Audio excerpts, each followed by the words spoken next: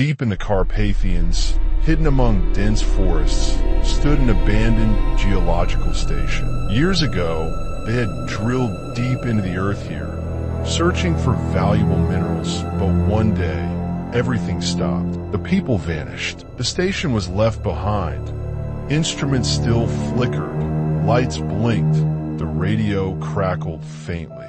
Local shepherds avoided the place, whispering its name, the deep Grikovitsia. They said whatever had been disturbed there didn't want to be awakened. Anton, a young research assistant, had received a grant to study abandoned Soviet drilling sites. He was only 22 and still believed that science could explain anything. To him, fear was a relic of folklore. When he found the coordinates for Grikovitsia in an archive, he decided to explore it on his own. He packed a backpack, took a map, a flashlight, and a small video camera to document everything.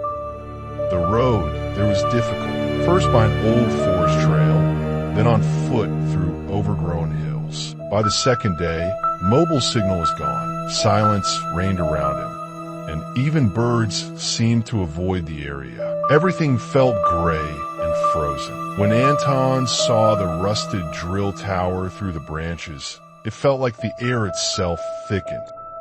He entered the main building. Everything was covered in dust, but strangely preserved. Papers with charts and logs lay on the tables, even a mug with dried residue. It was as if the people had simply disappeared mid-task. His camera recorded everything, like a documentary about the end of civilization. But one thing unsettled him. It was too quiet, even for an abandoned place.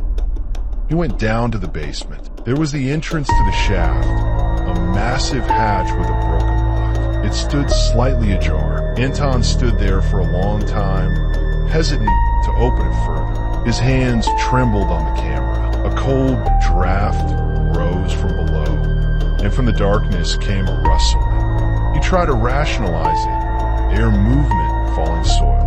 Finally, he turned on his flashlight and slipped inside.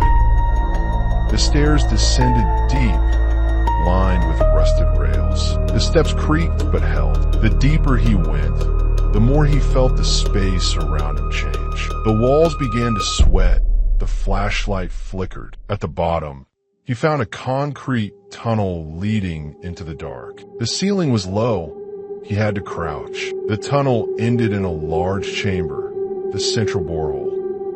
He approached the edge. In the center was a gaping hole, plunging even deeper. Strange symbols covered the walls, symbols from no known language. His camera suddenly sputtered and died. Anton felt something watching him from the pit. The void was breathing, and then he heard a whisper, quiet yet clear. Not words, more like an echo of a foreign thought. He turned to run, but the tunnel had changed. The walls seemed to move. His footsteps echoed out of sync. Something was behind him, heavy, rhythmic steps. Something was climbing up after him. He barely made it up the stairs, slammed the hatch shut, and jammed it with an iron rod. His heart pounded like a drum. He spent the night in the main building, wrapped in a blanket. Every few minutes, sounds came from under the floor, scratching or knocking. By morning, he decided to leave the station. But when he stepped outside,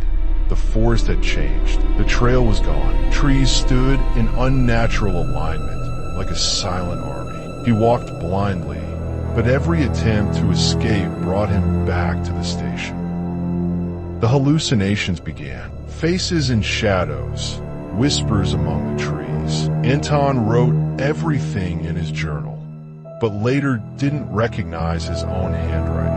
Food ran out, water too. His face grew gaunt, his eyes sunken. One day, he heard a voice, gentle, female, calling him down. He couldn't resist. He removed the iron rod, opened the hatch, and descended again. He was never seen again. A year later, a lost tourist found Anton's journal at the entrance to the drilling station. The pages were soaked in black fluid, the words blurred, except one final entry, perfectly clear. It has awakened. It is hungry, and I am its voice.